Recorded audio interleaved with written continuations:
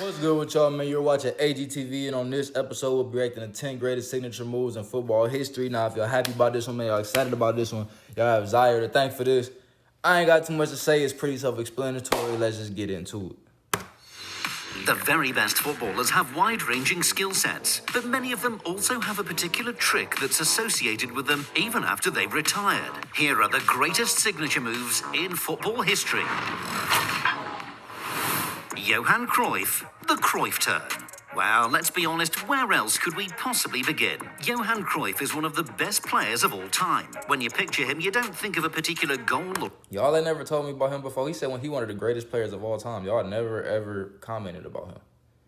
Johan Cruyff, or Cruyff, however you say that. Or assist. His most famous on-field moment was a piece of skill out on the left wing. Cruyff was playing for the Netherlands against Sweden at the '74 World Cup. He was facing his own goal and being tightly marked by a defender. It looked like there was no way out. Cruyff had other ideas. He pretended he was about to pass the ball with his right foot, but then suddenly dragged it behind his standing leg, completing a 180-degree turn.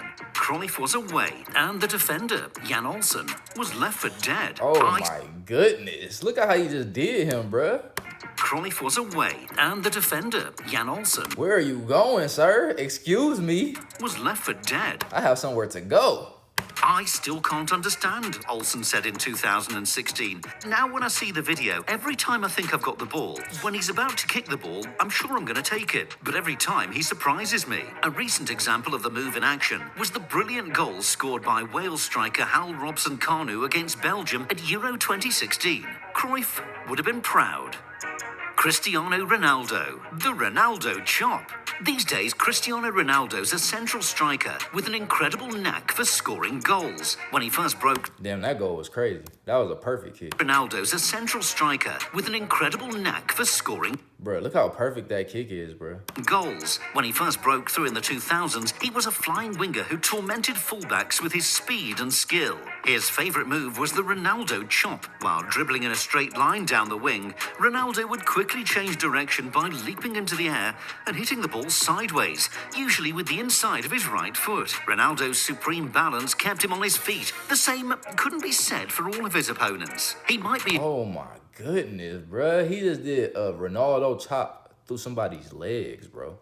Imbalance kept him on his feet. The same couldn't be said for all of his opponents. Ooh-wee, boy, that shit look crazy, bro.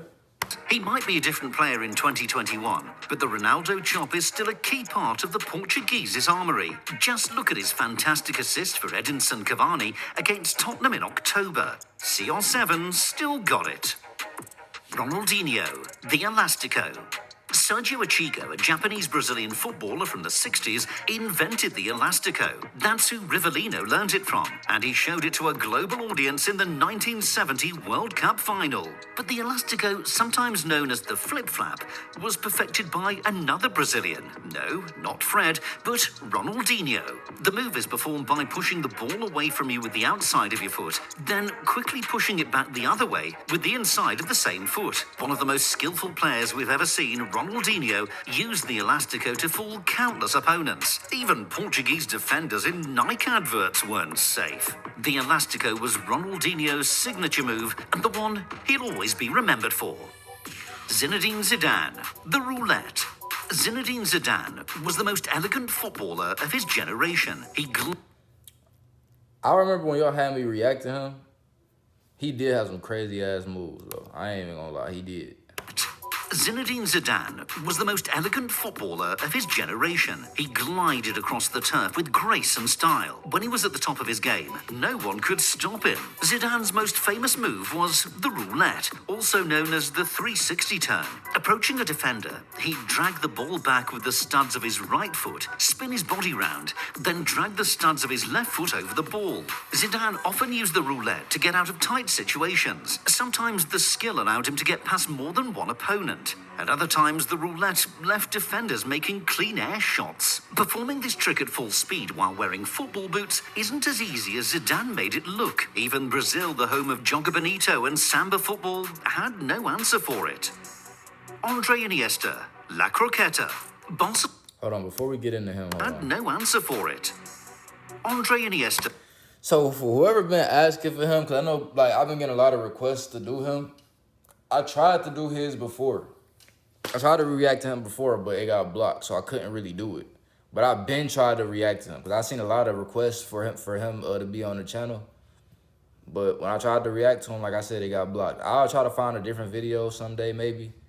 But I think I found the best one possible, but I just can't react to it. La croquetta. Barcelona and Spain's extraordinary success in the late 2000s and early 2010s was underpinned by two midfielders, Xavi Hernandez and Andre Iniesta. Neither player was fast, strong or powerful. If you walked past them in the street, you might not think they were top-class sports stars. But Xavi and Iniesta's technical quality and footballing intelligence made them one of the best midfield duos of all time. Xavi was probably the better passer, but Iniesta was a more proficient dribbler, where he passed the ball with one side foot to the other and then accelerated into space. As well as good feet in a tight area, the move requires balance and subtle shifts of body weight. The croquetta isn't particularly flashy, but then again, neither was Iniesta. That didn't stop him becoming a Barcelona and Spain legend. Ricardo Quaresma, the trivela. When they came through the Sporting CP Academy together, youth coaches thought Ricardo Quaresma was a more talented prospect than Cristiano Ronaldo. Yet there's no comparison between what the Portuguese pair have achieved in the game. Quaresma's had a decent career though, and he was one of the most entertaining wingers to watch in his peak. His signature move was the trivela. Quaresma scored some magical goals and provided some fantastic assists with the outside of his foot. How about this stunner at the 2018 World Cup? If you wanted to be unkind, that is kind of crazy. I don't see too many goals being kicked like with the outside of your foot. Usually they kick it with the inside of their foot. It's rare where I see somebody kicking it with the outside of their foot. Now I think about it. You might say Quaresma pulled out the trivela so often because his left foot wasn't up to scratch, but yeah, it looked crazy for real. Then again, when the outside of your foot is this good, why wouldn't And he kicking that shit far. He kicking that shit from deep. You use it? Antonin Panenka, the Panenka. These days we see several Panenkas every season. That wasn't the case in the 1970s though. Back then, penalties that were sent down the middle tended to be hammered rather than chipped. Antonin Panenka wrote his name into the history books in the final of Euro 76. A penalty shootout would decide the winner between Czechoslovakia and Germany. After Uli Hoeneß missed for the Germans, Panenka had the chance to win the trophy for his country. It was an incredibly tense moment to unleash his trick, but Panenka had been practicing regularly in training. He felt confident as he stepped up to face the legendary German keeper Sepp Maier, and his technique didn't fail him. Panenka coolly dinked the ball down the middle, and Czechoslovakia were European champions. Numerous players have tried Panenka penalties since then, but it isn't as straightforward as it looks. Isn't that right, Sergio? Francesco Totti, Il Cucchiaio. Damn, why you just try to play him like that? Like, damn, like he basically said you can't do it like him, so you might as well not even try. Isn't that right, Sergio? Francesco Totti, Il Cucchiaio.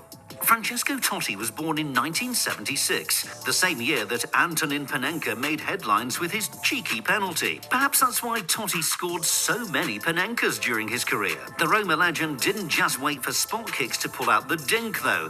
In fact, he loved chip shots so much that the cucchiaio, which is Italian for spoon, became his signature move. Sometimes Totti used it when he was one-on-one with the keeper. Keepers often crouched down low in those situations, so Totti would just dink the ball over them. His most impressive cucchiaios were from further out. Totti's goal against Empoli in 2003 came from the edge of the box. Another time he pulled out his spoon from 30 yards. The title of his autobiography says it all. Mo je faccio e cucchiaio. I'm gonna chip him now.